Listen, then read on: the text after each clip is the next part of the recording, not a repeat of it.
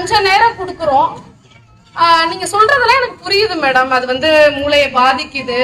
நார்மலா இருக்கக்கூடிய குழந்தைகள் மூளைக்கும் மொபைல் பார்த்து வீணா போகிற அடிக்ஷன் ஆன ஒரு குழந்தையுடைய மூளையுமே உருவ அமைப்புல நிறைய மாறுதல்கள் இருக்குன்றது வரைக்கும் இன்னைக்கு நிரூபிச்சிருக்காங்க.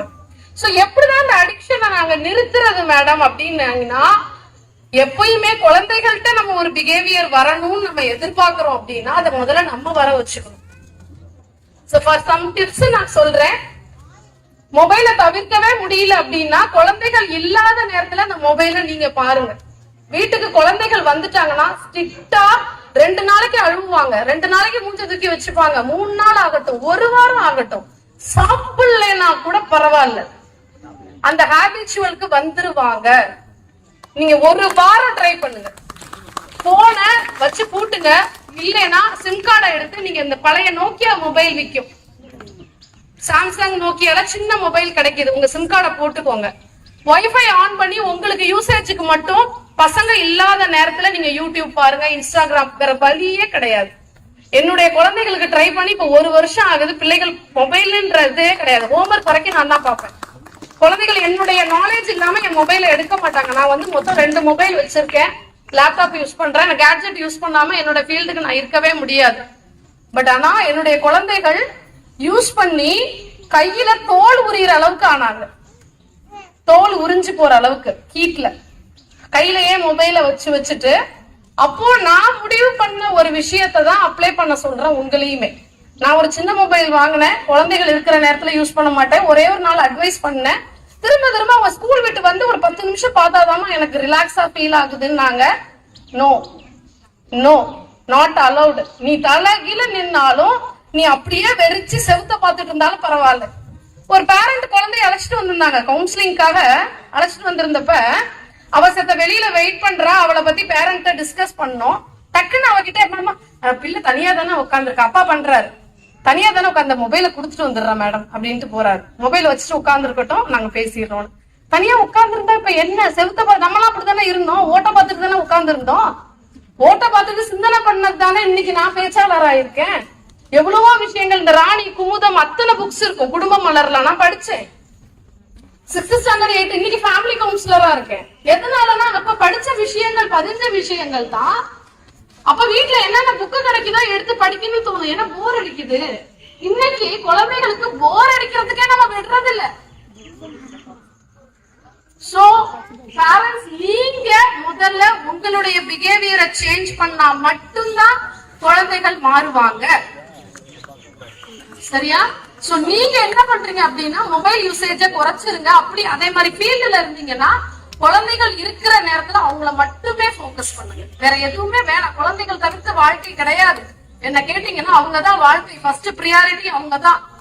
ஃபார் எக்ஸாம்பிள், நான் அவ்வளவு விஷயங்கள் இங்க சொல்லலாம். அதே மாதிரி இன்னொரு பழக்கம் என்ன இருக்கு அப்படின்னு பார்த்தா, பேரண்ட்ஸ் பண்ற தவறுகள் அப்படின்னு பார்த்தா, நான் ஃப்ரெண்டு மாதிரி வச்சிருந்தேன் என் பிள்ளைய. இன்னைக்கு வந்து அலறது. அமெரிக்கால படிக்க வச்சு அப்படி பண்ணிருக்காங்க. பிள்ளை என்ன பண்றானா, வீட்டுக்கே அழைச்சிட்டு வந்துட்டான். ஒரு பொண்ணை அழைச்சிட்டு வந்துட்டு ஃப்ரெண்டு மாதிரி அம்மா பழகினதுனால கல்யாணம் பண்ணாமே நாங்க லிவிங் ரிலேஷன்ஷிப்ல இருக்கோம், நீ கண்டுக்காதன்றான். அவங்க அம்மா வந்து என்கிட்ட கதறாங்க, ஃப்ரெண்டு மாதிரி அவனை வளர்த்தவன், நீங்க ஃப்ரெண்டு மாதிரி ஏவங்க வளர்த்தீங்க? பேரண்டா இருங்க, கண்டிப்போட இருங்கன்னு சொல்றேன் நான். பேரண்ட் ஃப்ரெண்டா இருக்கணும்னு அவசியம் கிடையாது. அந்த வார்த்தையை முதல்ல தூக்கி போடுங்க. நம்ம பேரண்ட் ஃப்ரெண்டா இருந்தாங்களா நம்ம கிட்ட? அம்மா அப்பா கிட்ட இந்த விஷயத்தை தான் அவன் எல்லாத்தையும் நல்லது கிட்டது கத்துக்கிட்டோம், எல்லாத்தையும் நம்ம கிட்ட ஷேர் பண்ணணும்ன்ற எல்லாத்தையுமே அம்மா கண்டுக்க மாட்டாங்க. அம்மா வந்து க்ளோஸா இருப்பாங்க, அம்மாட்ட இந்த விஷயம் எல்லாம் பேச முடியும் அப்படின்றதும் அவன் டீசெண்டா தான் புரிஞ்சுக்கணும், டீசெண்டா தான் நம்ம கிட்ட கன்வே பண்ணணும். ஒரு ஸ்டெப் ஸ்பேஸ் இருக்கணும். அம்மாவுக்கும் பிள்ளைக்கும் இருக்கணும், அப்பாவுக்கும் பிள்ளைக்கும் இருக்கணும், ஒரு பயம் இருக்கணும். அப்பதான் எங்க அம்மா அப்பாவுக்கு இந்த விஷயங்கள் பிடிக்காது அப்படின்ற அந்த ஸ்பேஸ நீங்க மெயின்டைன் பண்ணிட்டு தான் ஆக வேண்டும். சரியா? சோ இந்த 2 முக்கியமான டிப்ஸ் நான் சொல்லியிருக்கேன். இந்த கேட்ஜெட்ஸ நீங்க டோட்டலா விடுறதுக்கும், அண்ட் பேரண்ட்ஸ் இந்த மார்னிங் நீங்க ஸ்கூலுக்கு கிளப்பும் பொழுது படுற அவஸ்தை வந்து விவரிக்க முடியாத வரிகள். சரியா? அதை பொறுத்த வரைக்கும் நான் முக்கியமா இதெல்லாம் சின்ன சின்ன விஷயம் தானேன்னு நினைப்பீங்க. நானுமே அதை எக்ஸ்பீரியன்ஸ் பண்ணிட்டு தான் வந்திருக்கேன் ஆஸ் அ பேரண்டா. சோ குழந்தைகள் நீங்க மார்னிங் சீக்கிரம் அப்படியே டென்ஷன் ஆகி கிளப்பும் போது பயங்கர ஃப்ரஸ்ட்ரேஷன். அதுல அம்மா தான் பக்கா வீக்ல இருப்பீங்க. பக்கா பைக்ல ஆரம்பிக்கிறதுல இருந்து பாத்தீங்கன்னா ஸ்கூல் கிளம்பி அந்த கேட்டை க்ளோஸ் பண்ற வரைக்கும் அப்படி ஒரு காஞ்சனா லெவல்ல இருப்பீங்க. பட் ஆனா குழந்தைகள் பாத்திருக்கீங்களா, ஸ்கூல் கேட்ல இருந்து போகும்போது கூட அப்படி ரிலாக்ஸா போவாங்க. நீங்க ஹைப்பர் டென்ஷன்ல இருப்பீங்க, பட் அவங்க அவ்வளவு ரிலாக்ஸா இருப்பாங்க. ஏன், என்ன காரணம்னு நினைக்கிறீங்க?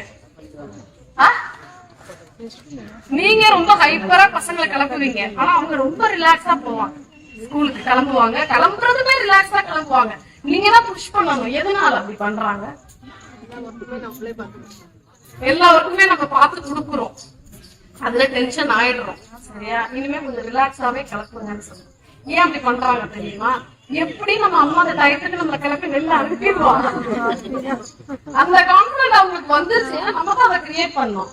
ஆனா அவங்களே எந்திரிச்சு அவங்களுக்கு அந்த ரிஸ்க் வரணும் அப்படின்னா நீங்க ஸ்லோவாகணும். 2 நாள் ஸ்கூலுக்கு லேட்டா வரட்டும், வெளியில நிக்கட்டும், எக்ஸ்பீரியன்ஸ் பண்ணட்டும். எல்லாத்தையுமே எக்ஸ்பீரியன்ஸ் பண்ண விடுங்க.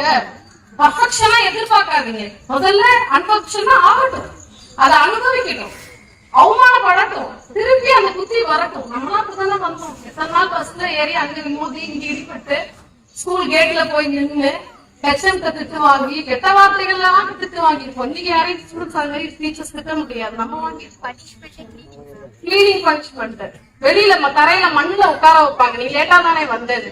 சோ அந்த பனிஷ்மெண்ட் நமக்கு ஒரு ஒழுக்கத்தை கற்றுக் கொடுத்தது இல்ல, அது நம்மளுமே பண்ணுவோமே. கொஞ்சம் 2 நாள் வெயிட் பண்ணுங்க, எதுவுமே தலைமுறைக்கு போறதே கிடையாது. சோ இது ஒரு டிப்ஸ். இனிமே ரொம்ப நீங்க காலையில 3/4 பெண்கள்